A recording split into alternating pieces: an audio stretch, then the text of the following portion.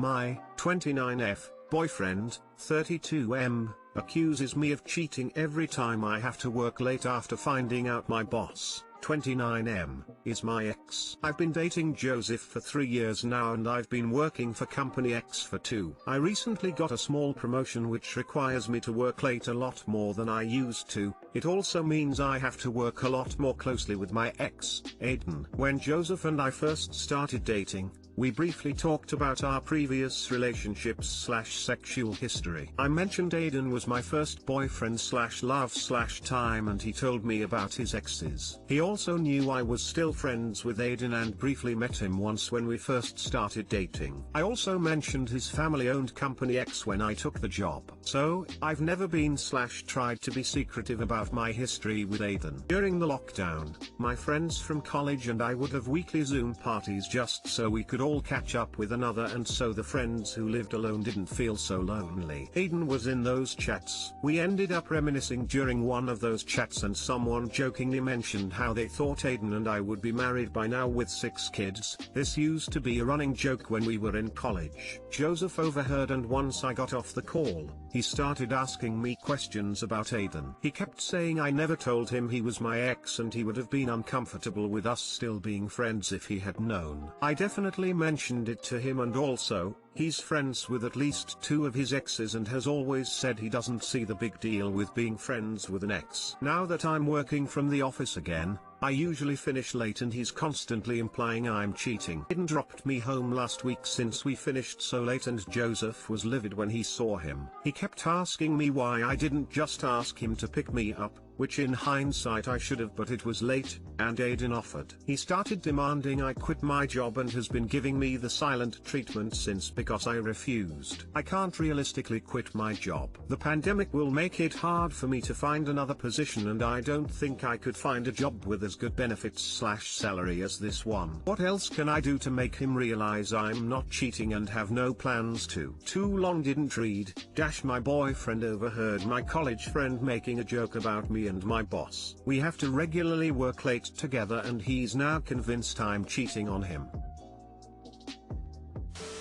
To be honest, I wouldn't date someone whose boss is their ex. That's a huge conflict of interest and, yeah, seeing your so get driven home late at night by their ex isn't exactly a pretty picture. Sounds like this is messy all around. You can't quit your job, so he's either going to have to get over it or break up with you. Greed. BF isn't reacting well to all this, but it's not unreasonable for him to be uncomfortable given the circumstances. Staying out late and getting dropped off by an ex isn't going to go over well in most relationships. Look at it as if the shoe was on the other foot. How would you feel about everything you just posted? I would just tell Aiden that you can't work late at the office but you will do the work from home if you can. Under no circumstances if you have to work late at the office do you let Aiden drive you home. Call your boyfriend and ask him to pick you up when you are done. Give him enough time to get there just as you are finishing up. And lastly, make sure you set clear boundaries for Aiden.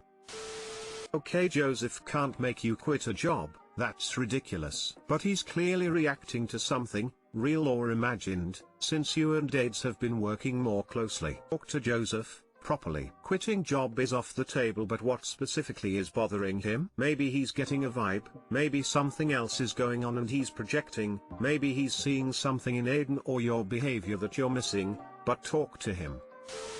When you were reminiscing with your ex-boyfriend and people mentioned how they expected you to still be together, what was your reaction? Did you shut it down? Did you mention being happy with your current boyfriend? Or did you giggle and agree that you had some great times? What was Aiden's reaction? Does he have a partner? Or is he single with no one to go home to, and he's always ready and willing to make things a late night? Cause BF is not bothered by them saying that, he's absolutely bothered by what your reaction, which you haven't mentioned at all. My partner would never, ever be comfortable with jokes like that and she'd make it clear that she likes her current life more than the one she was reminiscing about. You need to look at this from a different perspective. What would you do if the tables were turned? If you want your current relationship to work, you need to sit down and talk with him with that POV in mind. You also need to draw the line in the sand with Aiden. You'll come in early to work from home if needed, work through lunch breaks, but no more working late, and definitely no rides home from him. Most of us are more than capable of working from home unless it's a blue-collar job you're doing. You need to give him some peace of mind that he's in a stable and secure relationship. You would want the same respect. 22M, having a hard time deciding whether I should expose my 3 co-workers who are around my same age. I recently joined a multinational IT company. As part of their fresher hiring process, we have to undergo a 2 months training. After that we are deployed to different business units. At the end of this 2 months training we need to do a project. I am the team leader of this project. Since the beginning of the project my 3 co-workers were lazy and didn't want to do any TypeScript, Angular or Java server-side coding. More like they can't and they are not willing to learn. Hence I had to do the entire hardcore coding work, which is basically 80% of the project. Rest is pure HTML plus CSS. Even the HTML and CSS part they copy-pasted stuff from the internet and I had to change it to fit my TypeScript needs. Now the day of presentation is near. They want me to teach them what I have done so that they can spit it out during presentation. Now I need some advice whether I should go and be honest about how I did 80% of the project, or shall I pass of some of the part that I have done as theirs. My fear is whether I will have repercussions later at work, or whether this is a bad thing to do in a corporate environment. Too long didn't read. We have received our deployment and one of them is deployed with me and another under a different manager but same location. So what shall I do? What is the right thing? Thanks a lot for reading this huge post and helping, smiley face. My tutor, who is behaving as the Scrum Master, has already suspected that I am doing a lot. He has said that it's a bad thing if one person does everything. However, he won't be there in the presentation panel.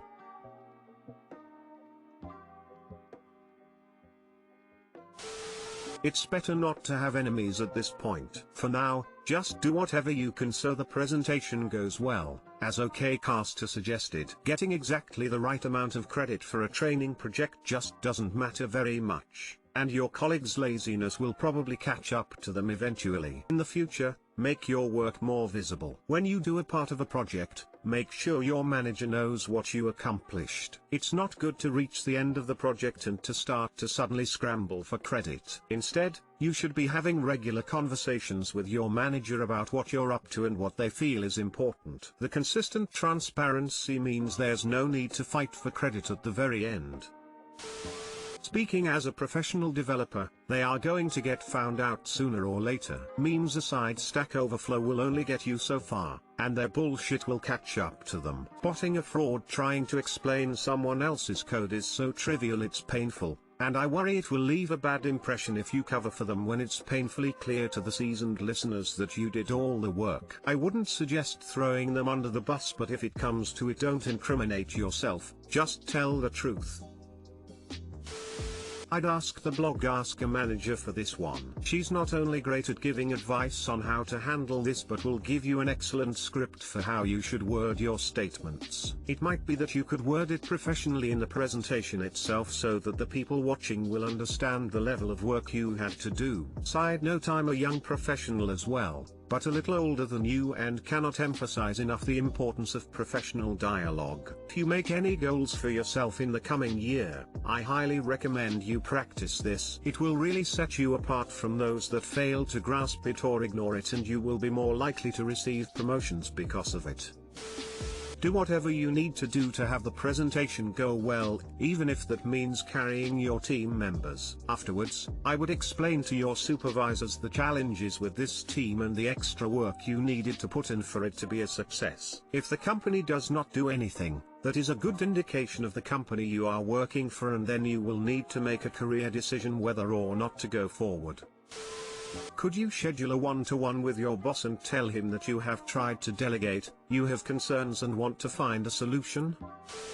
I, F21, feel resentment for my boyfriend, M20, because of his mental illness, and I don't know if there's a way to go back. I don't know if I need to leave the poor guy alone or stop being so sensitive. My boyfriend has undiagnosed OCD. An online therapist believed he has it, and he is a textbook example. I can't tell you the number of annoying habits and compulsions he has that I've googled, which all come back as OCD. He suffers from chronic guilt and feels it necessary to confess all his intrusive thoughts. He seems scared of them and feels so worried that he even thought them. It's been really traumatic for me because he won't get a real diagnosis, and these thoughts are racist, sexist and highly inappropriate sexual thoughts. If these thoughts are not OCD, he is a massive creep. I feel he almost views me as a motherly figure when his OCD is really bad, and I hate it. He will ask me, is it okay if I had this thought? Does this thought mean I'm a bad person? Over and over. Some of it is so shocking, I feel disturbed. To add to this, his OCD makes him doubt his attraction and feelings for me all the freaking time. Out of guilt he has said, sorry, I get thoughts like, what if I'm settling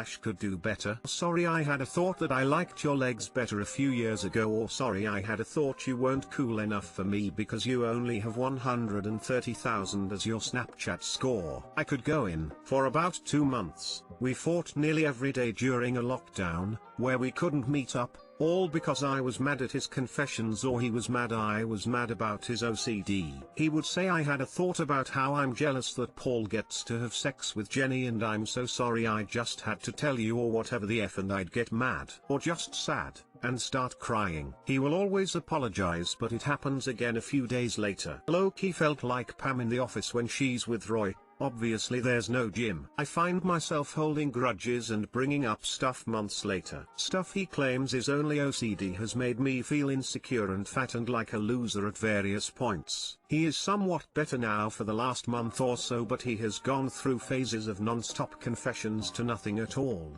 for the last 1.5 years. Feel uneasy that I can't even be certain he isn't just a massive creep because he won't see a doc in real life. Lately I just feel like I can't take this. I want someone I can be certain I trust. But this man seems so sure and excited about our future, and I was until a month or 2 ago. The thoughts of being without him make me so sad and lonely, but I don't feel like sex much or hanging out much anymore. Sometimes I do, but I just have way less patience. With him I've had the highest highs and the lowest lows. I keep getting mean thoughts like, somewhere out there's a guy that never would have put you through this hell. I still feel love and don't want to lose him, but I feel like I'll never totally forgive him even if he gets better. Question mark. Too long didn't read. Am I falling out of love or just burnt out? Look, he may have OCD, but he does not have to tell you hurtful things. The online therapist believed, past tense, that he had it. Is he still in treatment to manage it? Or is he using it as an excuse to treat you badly? He is using it as an excuse to treat you badly. He won't see a doc. Look, yes, he may have a mental illness, but many people with mental illness do not emotionally abuse the people they claim to love. You go through the sad and lonely to get to the other side, a complete you who may or may not choose to partner up with someone who would be willing to seek treatment for their mental illness rather than use it as an excuse to hurt you. When his mental health is affecting your mental health, I think it's best for both of you to walk away. Mental illness is no excuse to mistreat anyone in your life, especially in any case, in any relationship. There is absolutely no excuse for this behavior, OCD or otherwise. Furthermore, the fact that he does not seem to be actively seeking treatment for this despite knowing how badly it hurts you shows his complete disregard for your feelings. If he wanted to fix it and be with you in a healthy way, he could be doing that. He isn't, and that says a lot about his priorities. Sorry, but it's clear that he's picking an easy way out of not working on himself and not getting help over your relationship.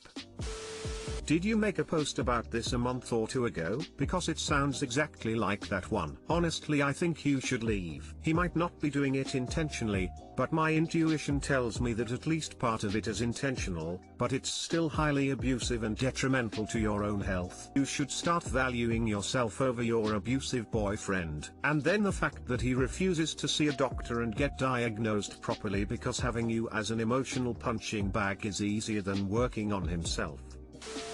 Whilst it is not his fault for having a mental illness, it is his responsibility to manage it appropriately, both to minimize impact to himself and to others. If he will not take responsibility for his challenges, you are certainly not obliged to stick around with him.